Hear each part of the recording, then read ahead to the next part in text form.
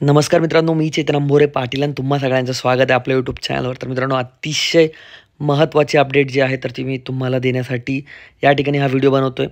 मित्रांनो, मी actually travel करतो आहे, त्याच्यामुळं जो डेट्स होता ते मी ऑलरेडी शेड्यूल केलेलं होतं, कशाप्रकारे मी पुढे मॅनेजमेंट करील. पण यांनी अचानक ऐन वेळेवर डेट ज्या आहेत तर त्या बदललेल्या आहेत स्पॉट राऊंडच्या. म्हणजे आपला स्पॉट राऊंड जो आहे तर तो 2 ते 7 तारखेच्या दरम्यान होणार होता, तो आता अगोदर राबवण्यात येत आहे. याच्यामध्ये बैलपोळ्याची सुट्टीसुद्धा वगळण्यात आलेली आहे. म्हणजे 2 तारखेला जो स्पॉट राऊंड होणार होता, ॲक्च्युली 2 तारखेला तो नाहीच आहे. त्यानंतरचे डेट्स कशाप्रकारे बदलण्यात आलेले आहेत, याचं कारण त्यांनी गणेश उत्सव आणि बैलपोळा वगैरे या गोष्टी त्यांनी दिलेल्या आहेत. बट याच्यामध्ये खूप दुरावस्था जी आहे तर ती पालकांचीसुद्धा होणार आहे, विद्यार्थ्यांचीसुद्धा होणार आहे. पण याच्यात एक चांगली गोष्ट आहे की स्पॉट सेंटर जे आहेत तर ते वाढवण्यात आलेले आहे. तर त्या संदर्भात आपण ही अपडेट बघतोय. सगळ्यात पहिली गोष्ट म्हणजे मित्रांनो, जो 2 तारखेला स्पॉट राऊंड सुरू होणार होता, आता तो म्हणजे उद्याच, आज मी जो व्हिडिओ बनवतोय तर तो मित्रांनो बनवतोय 29 तारखेला आणि उद्या आहे 30 तारीख. ओके, तर या 30 तारखेला स्पॉट राऊंडची सुरुवात जी आहे तर ती होत आहे आणि 5 तारखेला हे संपणार आहे. तर तुम्ही ही गोष्ट जी तर ती लक्षात घ्यायची आहे. सगळ्यात पहिली गोष्ट म्हणजे की आता तुम्हाला 30 तारखेला कोणाकोणाला जायचं आहे, ज्या विद्यार्थ्यांना 85% आहेत किंवा त्यापेक्षा अधिक मार्क आहेत अशा विद्यार्थ्यांनी मित्रांनो तुम्हाला 30 तारखेला जायचं आहे. ओके, आणि तुम्हाला 30 तारखेला गेल्यानंतर त्या ठिकाणी जी डेट्स दिलेल्या आहेत, या डेटमध्ये तुम्हाला सकाळी 9 ते 11 या वाजेच्या दरम्यान त्या ठिकाणी रिपोर्टिंग करायची आहे. स्पॉट सेंटरवर 1:30 वाजता तुमची मेरिट लिस्ट लागेल. या सगळ्या गोष्टी आहेत तर ते मागच्या व्हिडिओमध्ये मी तुम्हाला क्लिअर केलेल्या आहेत.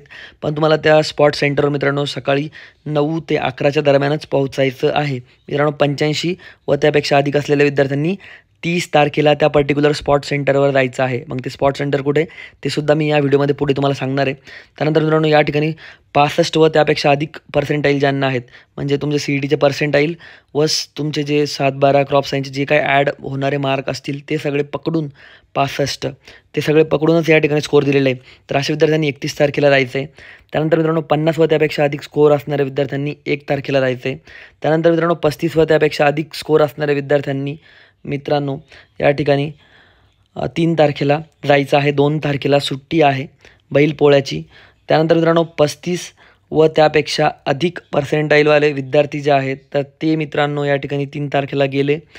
त्याच्यानंतर तुम्हाला सर्व पात्र उमेदवार जे आहेत, म्हणजे ज्यांच्या आतापर्यंत ॲडमिशन झालेलं नाही आहे किंवा जे कॅन्सल करून स्पॉट राऊंड खेळणार आहेत, अशा विद्यार्थ्यांनी 4 तारखेला सगळ्यांनी जायचं आहे, ज्यांना 35पेक्षा खाली आहेत. ओके, तुम्हाला ज्यांनी कॅन्सल केलं ते म्हणजे वरच्या डेटला सुद्धा जाऊ शकतात त्यांच्या पर्सेंटाईल वाईज. ओके, स्पॉट राऊंडसाठी तेच विद्यार्थी पात्र आहेत ज्यांचे ॲडमिशन या राऊंड्समध्ये झालेलं नाही आणि ज्यांचं नाव जे फायनल मेरिट लिस्टमध्ये आलेलं होतं.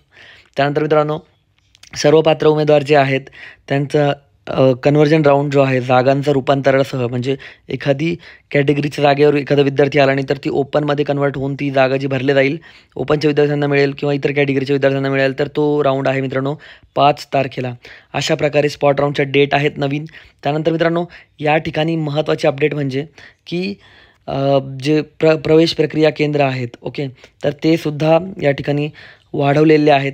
आता ते कोणकोणते आहेत ते तुम्हाला मी सांगतो. नवीनवाले जे प्रवेश प्रक्रिया केंद्र आहेत, पहिलेवाले जे आहेत तर ते आहेतच, पण आता काही एक्स्ट्राचे 4 वाढवण्यात आलेले आहे.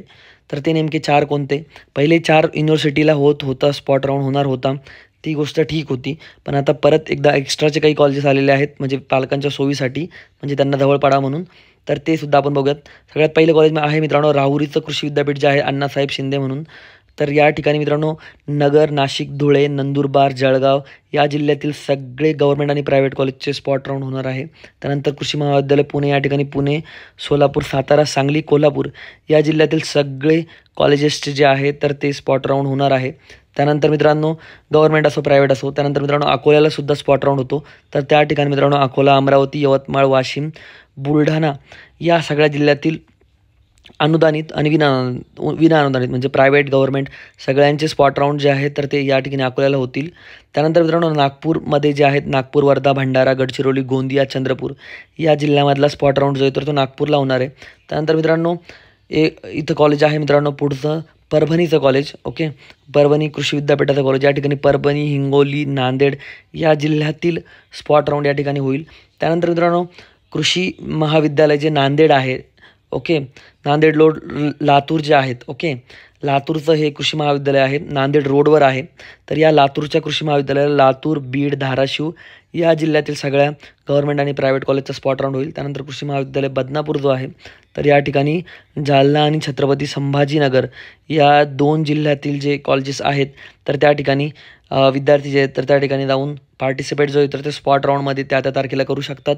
त्यानंतर मित्रांनो, पुढचं जे आहे कृषी महाविद्यालय दापोली या ठिकाणी जे कोकणातले जिल्हे आहेत जसं की रत्नागिरी, सिंधुदुर्ग, रायगड, ठाणे आणि पालघर या सगळ्या याच्यामधल्या गव्हर्नमेंट आणि प्रायव्हेट कॉलेजेसचा स्पॉट राऊंड जायचं तर ते दापोली या ठिकाणी होणार आहे. तर ही गोष्ट जी आहे सगळ्यांनी ताबडतोब लक्षात घ्यायची आहे, कारण हा व्हिडिओ मित्रांनो मी जवळपास रात्रीचे या ठिकाणी 1:55 बनवतो आहे, ओके, सॉरी 12:55 बनवतो आहे.